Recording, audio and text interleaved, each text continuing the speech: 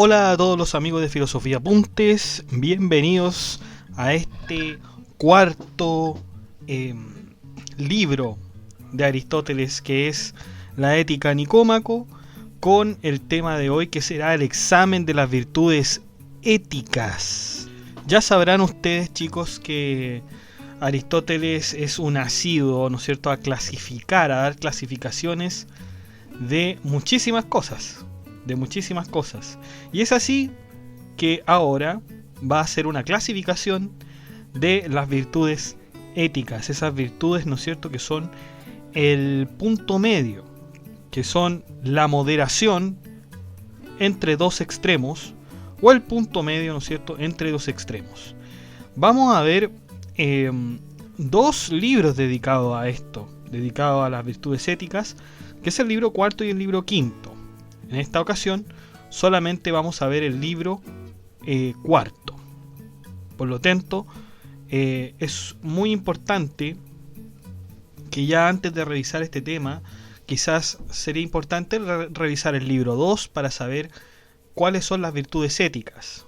Como resumen les puedo decir que las virtudes éticas son aquellas que están en el justo medio, que están en el medio de dos extremos. Por ejemplo, la valentía sería un punto medio entre la cobardía y la temeridad. Ese ejemplo lo hemos visto muchas veces con Aristóteles cuando intenta explicar cuál es la virtud. Por lo tanto, ahí usted tiene un término medio. El término medio o la moderación de los actos es una virtud, y es una virtud ética. Por lo tanto, veamos a qué se refiere Aristóteles con esto y examinemos cada una de las virtudes que Aristóteles menciona en esta parte de su libro. Vamos allá. Bueno, en primer lugar, en este examen de las virtudes éticas tenemos la generosidad. La generosidad es un término medio ubicado en el concepto de dinero o riqueza. Este concepto se vincula con la dicotomía dar o recibir. Por supuesto, la generosidad está enfocada más en dar que en recibir. Los extremos que están en la generosidad, son la prodigalidad y la tacañería, ¿no es cierto? Por lo tanto, por supuesto que la prodigalidad es dar y dar y dar y dar, y representa a las personas que son proclives a gastar su dinero en cosas que son superfluas. Sin embargo, la tacañería, ¿no es cierto?, es procurarse el dinero, no usarlo, no gastarlo, sino que procurárselo y no hacer nada con él. Esa es la tacañería. Estos tipos de hombres son los que se enfocan más, ¿no es cierto?, en el interés propio, al igual, ¿no es cierto?, que el que despilfarra sus ganancias, como el pródigo, ¿no es cierto? Y el tacaño es todo lo contrario. Por lo tanto, ahí tenemos los dos extremos de la generosidad. La avaricia, en cierto sentido, es un vicio que no tiene remedio. Cuando los hombres envejecen, parecen más proclives a cometer avaricia que prodigalidad. Por otro lado, solventar la vida con ganancias vergonzosas, el robo, por ejemplo, es propio de un avariento, pues estos no dan nunca y reciben de todo sin importar la fuente de donde extrajeron las riquezas. De este modo podemos observar que el pródigo está mucho más cerca de la virtud que el avaro, pero ser pródigo, como dice Aristóteles, también es un vicio, ¿ya? Pero pareciera ser, Aristóteles prefiere, ¿no es cierto?, un pródigo, ¿no es cierto?, a un avaro. Eso es lo que está diciendo. Para llegar a ser generoso se debe hacer un correcto uso del dinero. Obviamente, quien lo use mal, se lo procure excesivamente o lo despilfarre, caerá en uno de los dos vicios. El uso del dinero en cuanto al generoso debe ser dar a quien conviene, no recibir de quien conviene y ganárselo como se debe. Dar es una acción relacionada con el bien, así como también lo es la honestidad. Más alabado es quien da que quien recibe. Se podría pensar que no recibir dinero es un gesto de generosidad, pero la verdad es que estos hombres que no reciben dinero son más tenidos en cuenta por ser más justos. Cuando el generoso tiene poca fortuna y aún así da, este será más generoso que un hombre que tenga mucha fortuna y de poco. Aunque el nivel de generosidad no se mide por cuánta cantidad se dé, sino más bien por el mismo hábito de dar. Y eso sería, ¿no es cierto?, la generosidad para Aristóteles. Por lo tanto, la generosidad es un término medio y la prodigalidad es un extremo, al igual que la avaricia. Luego tenemos la magnificencia. La magnificencia también es entendida en el sentido de las riquezas, como lo es la generosidad, pero la magnificencia supera la generosidad en virtud. Esta virtud tiene que ver con el gasto que conviene al hombre y que por lo tanto lo hace grande. Sin embargo, la magnificencia como gasto puede diferir de hombre en hombre.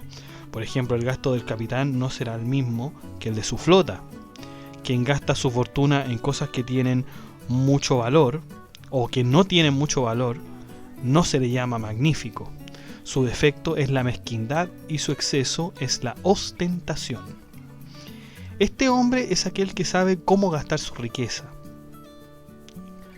También dichos gastos se deben llevar a cabo de forma discreta para no caer en el extremo de lo ostentoso. Por lo tanto, eso es la magnificencia. Es decir, tener una sensatez en cuanto a lo que se gasta y hacerlo de forma discreta, no hacerlo de forma ostentosa y demostrándolo cada vez. Magnanimidad. Es magnánimo cuando se pretenden cosas grandes y así lo acredita, mientras que el que no pretende cosas grandes, pero que sí las tiene, es llamado, ¿no es cierto?, un varón discreto. La fortuna del magnánimo se tiene que condecir con la virtud del mismo. No porque tenga grandes fortunas se le podrá decir magnánimo, sino que necesita como requisito indispensable la virtud. La diferencia con la magnificencia es que ésta está más relacionada con las riquezas y la magnanimidad con el honor y el prestigio. Por lo tanto, si se fijan, la magnificencia está relacionada con la riqueza y se condice, ¿no es cierto?, con el gastar, ¿no es cierto?, en cosas que tengan valor y que beneficien a los otros. Bueno, tampoco puede vivir a expensas de otro, puesto que esto es costumbre de hombres inferiores. El magnánimo siempre debe ser autosuficiente. Por lo tanto, los hombres magnánimos no pueden ser malos, sino absolutamente virtuosos, pues el honor es parte de la virtud, acaso la virtud misma. La cosa que le gusta y la cosa que le es digna de desprecio deben ser conocidas por los otros, ya que el hombre magnánimo no tiene vergüenza ni mucho menos miedo de demostrar sus gustos. Y aquí hay una diferencia, ¿no es cierto?, en cuanto a la magnificencia, porque la magnificencia, ¿no es cierto?, es no demostrar, es más bien ser discreto. El hombre magnánimo, por cierto, debe ser un hombre pausado, de voz grave y sosegado, al contrario de los hombres de poco ánimo o soberbios, que serían los extremos de este. Por lo tanto, y de hecho, fíjense, la magnanimidad viene en esta palabra moderna, ¿no es cierto?, que conocemos, magnate, ¿ya? Pero el magnate en realidad sí ostenta, sí demuestra que tiene. Por lo tanto, el magnánimo sería todo lo contrario a un magnate, ¿ya? La ambición. La ambición parece ser un extremo común entre la magnanimidad y la magnificencia. Muchas veces también se elogia al hombre ambicioso, pues puede tener tanto riquezas como honores, pero para diferenciar eso hay que ver cómo se procura dichos honores y riquezas. Esa es la ambición. La mansedumbre. La mansedumbre es el término medio de la ira, pero no podemos decir, o más bien no tiene nombre, cuál es su defecto. Aristóteles nos dice de todas formas que el término medio de la ira es difícil de definir, Pero como pareciera no haber otra palabra, este dice que es la mansedumbre. La mansedumbre puede ser incluso una especie de humildad. Ya habíamos visto en capítulos anteriores que Aristóteles nos decía que no todas las virtudes tienen un término medio, o no todos los conceptos tienen un término medio. Acuérdense ustedes, por ejemplo, la justicia y la injusticia no tiene un tercer término. La igualdad y la desigualdad. Obviamente la justicia el término medio y la igualdad también el término medio, pero no hay otro concepto, no hay un tercero. ¿Ya? Lo mismo pasaría con la mansedumbre. La diferencia entre la mansedumbre y la irritabilidad consiste en que el hombre manso, el que tiene mansedumbre, se enoja en el momento adecuado, de la manera adecuada y con la persona adecuada. Algo que por lo demás es tremendamente difícil. Los irascibles hacen todo lo contrario de los mansos, es decir, se enojan en el momento equivocado con la persona equivocada y de la manera equivocada. ¿Qué hacemos entonces? ¿Cómo podemos escoger el momento apropiado? La única forma que menciona Aristóteles es acercarse lo más posible al término medio. ¿Cómo? Si nos enojamos en el momento menos adecuado, ojalá pudiera ser con la persona correcta. Así nos iremos acercando al término medio, aunque aún así es difícil. De hecho, chicos, esta es una frase totalmente internacional, ¿no es cierto?, mundial, espacial, como quiera usted llamarle, de Aristóteles, ¿ya? Porque Aristóteles, justamente de Aristóteles se extrae esta cita de que es muy difícil enojarse con la persona apropiada en el momento apropiado y de la forma apropiada. Eso lo dice Aristóteles en una cita muy famosa de él, muy famosa, y que es un reto de inteligencia emocional. Por cierto que recomiendo ese libro de Daniel Goleman, Inteligencia Emocional, chicos, que no quiero decir un descubrimiento, porque imagínense, Aristóteles lo está hablando, pero es un libro muy interesante que trata de ver que hay otro tipo de inteligencia, o sea, no está solamente la inteligencia matemática, la inteligencia lingüística, la inteligencia espacial, sino que hay también un tipo de inteligencia emocional. Este intelecto emocional de alguna manera nos ayuda a expresarnos, nos ayuda a comunicarnos con las personas y a tener un adecuado entorno. ¿Ya? Y justamente Daniel Goleman, en su libro Inteligencia Emocional, cita a Aristóteles justamente en este libro, en el libro cuarto de la Ética Nicómaco, en la parte de la mansedumbre. Por lo tanto, qué difícil es ser manso, ¿no? Qué difícil es ser manso. Amabilidad. La amabilidad es un tipo de agrado que frente a personas se da una sensación de hacerlas sentir bien. En cambio tenemos el extremo de la amabilidad, donde se encuentran las personas que suelen contradecir todo y además de siempre alentar las disputas. A esto los llamamos amigos de la contienda. Ahora, amabilidad no quiere decir que se tenga que ser conformista o dar siempre la razón a la gente. Al contrario, se debe tanto refutar como felicitar cuando es necesario. Aunque, pese ser crítico de un amigo, de familiar, de un alumno, es necesario que para ser amable se tenga que pesar las consecuencias. Por ejemplo, si doy la razón a un perezoso de su actividad, entonces no estoy siendo amable. Lo mismo va con criticar a alguien excesivamente y sin razón aparente más que la cólera. Eso no sería ser amable. Sinceridad. El término medio entre la arrogancia y la disimulación es la sinceridad. El arrogante ostenta y presume los bienes que no tiene, y si tiene bienes, los engrandece excesivamente cuando en realidad no son así. El disimulado dice no tener bienes cuando en realidad sí los tiene, es decir, esconde lo que tiene. Más que la moderación, la sinceridad tiene que ver con la verdad. Los extremos de la sinceridad, en efecto, son las mentiras. El arrogante dice cosas que no tiene, y el disimulado dice no tener bienes que en realidad sí los tiene. El hombre sincero, cabe decir, dice la verdad, por cierto, y cuando esta es motivo de honor, y no cuando se saca ventaja o de una contingencia, ¿no es cierto?, vergonzosa. Aristóteles en este sentido menciona la ironía de Sócrates al decir que no sabía nada cuando en realidad sí lo sabía. ¿Recuerdan cuando él decía solo sé que nada sé? Pero en realidad pareciera ser, por todos sus escritos, que en realidad Sócrates sí sabía, y que pareciera ser que no era sincero, ¿ya? Esta es la opinión de Aristóteles, por cierto. Agudeza o gracia.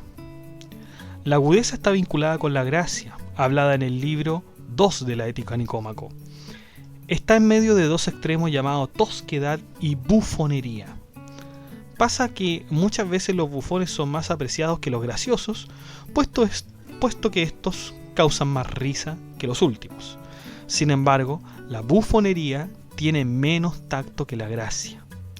Esto se puede ver en las comedias griegas, donde todo, a veces incluso lo sagrado, es expuesto a las más vergonzosas burlas a través de la parodia. El bufón hará reír a cualquiera a cualquier precio. Pudor y vergüenza. Estos dos conceptos, por supuesto, no son virtudes. Se les considera como extremos. El pudor es una afección corporal que tiene que ver con el temor a sufrir algún desprestigio o a la muerte. En los niños, el pudor es mucho más frecuente, puesto que los niños son más proclives a cometer errores y por tanto, experimentar esta clase de fenómenos no debe ser condenable que un niño tenga pudor. Al contrario, es objeto de alabanza. Lo que no sería digno de alabanza sería que un hombre tuviera pudor, porque esto sería señal de acciones vergonzosas. Mucho menos digno de alabanza que el pudor se presentara en los ancianos, puesto que estos tienen más experiencia.